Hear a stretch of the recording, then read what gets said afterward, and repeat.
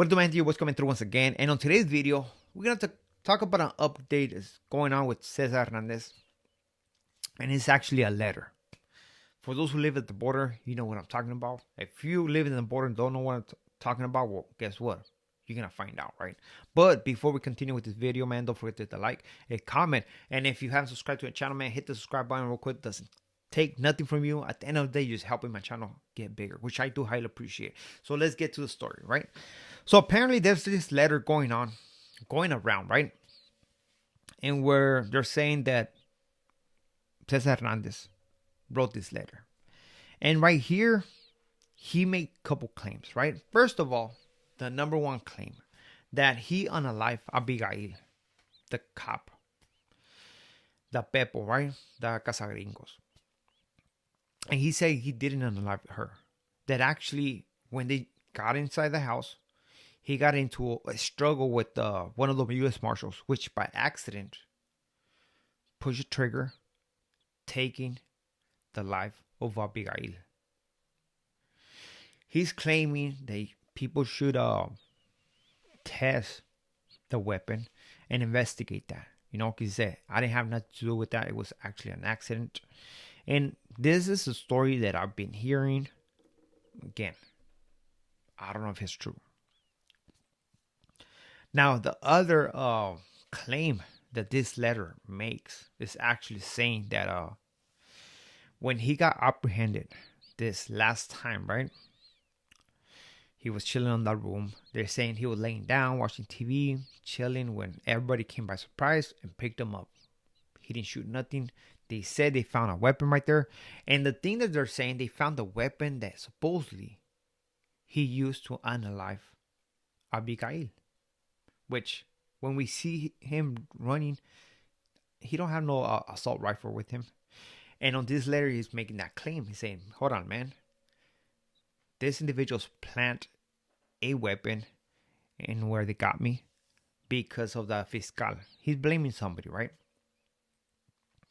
And it does make sense, right? If they said they found a weapon that this individual took the life, that this individual used to take the life of this officer, man, we didn't see him running with that weapon. I mean, he was running naked, and that was basically the best he could have done. Run naked, so you can see that he didn't have no assault rifle with him. Now, what do I think about this letter, man? You know, I was reading it, and at first, I was like, damn, that's crazy. This guy wrote a letter. I don't know to who he sent it to. You know, talking about his inferior's life and his family. If something happened to him or his family, he's going to blame the lady that he named right there. But what I think about this letter, I think this letter is fake. Honestly, I think this letter is fake. I don't know who put this letter out there. But the first thing that caught my attention, right? Not even the fact that his name on the bottom is misspelled, right? Not even that fact. I didn't even trip on that. So you start reading the letter from the top to the bottom, right? I saw the date, how they wrote that date, you know? And for those who know, you know, especially if you are Mexican from Mexico and you stay in the U.S., you know the difference, right? So in the U.S., usually when they write the dates, it's going to be first the month, then the day, and then the year. But in Mexico, it's different. It's going to be first the day, then the month, then the year. The U.S. does it differently. It is more common to write first the day, the month, and the year. That's how usually different countries do it, right?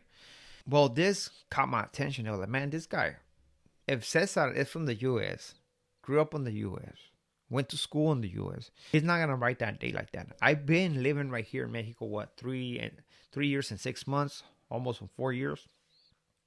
And I still write my date the way I grew up writing it, you know, like the U.S. First it's going to be the month, then it's going to be the day, and then it's going to be the year. I still do it to this day, you know. It's something that you don't lose, right? So when you come over here to Mexico, you have to get used to it. Like, oh, stuff. Like, you have to get used to it, you know? And that gave it up, saying, you know what? It's not even him. It's probably somebody making this prank, trying to bring some attention to somebody. And they just did this letter, right? Same with the name, Moises. They didn't even know how to spell Moises. Cesar Moises Hernandez is spelled with the S, not with the C. And on this letter, they spell Moises with the C, right? So like, man, this is nothing but a lie, man. It was a good, I mean, for a minute, it catches your attention, you know? At first, I was like, oh man, this guy just wrote a letter like this, addressed to who? Like, how he knows the names of the cops who actually got him, right? How will he know? Unless he had the paperwork and stuff like that. But how does he know the names of the officers, or at least the fiscalia, whoever was in charge of his capture? How would he know that name, right? So it didn't make sense, man. I seen the letter. I know a lot of people were asking about it, so I decided to drop a quick video, talked about it, and hopefully you like this video, man. So just remember one thing, man. Don't get easily influenced by anybody else, man. Sometimes you have to pay attention, look it from the outside, and acknowledge the information that's coming to you. A lot of people seem to just throw whatever, and hopefully something sticks, right? But guess what? This letter's not sticking. I don't believe nothing about this letter. Based, not even on the name being misspelled, but based on the way that he put that date on that letter. It does not make sense. I don't believe it at all. But it is what it is. It's a story. It's something that's going on right here at the border. Everybody's speaking on it. And some people are believing it, you know? But me being me, knowing the difference between the months and the days, I was able to pick that up. You know, I was able to pick that up. I don't know, man. Possibly I could be wrong, man, but I'm going with that. If you're to ask me, 100%, man, that letter's fake. So, with this being it, we're out to next video. Muchas gracias. Keep on doing your thing, man. Keep on doing your thing. I'm dropping another video about this other individual who got apprehended in Sonora.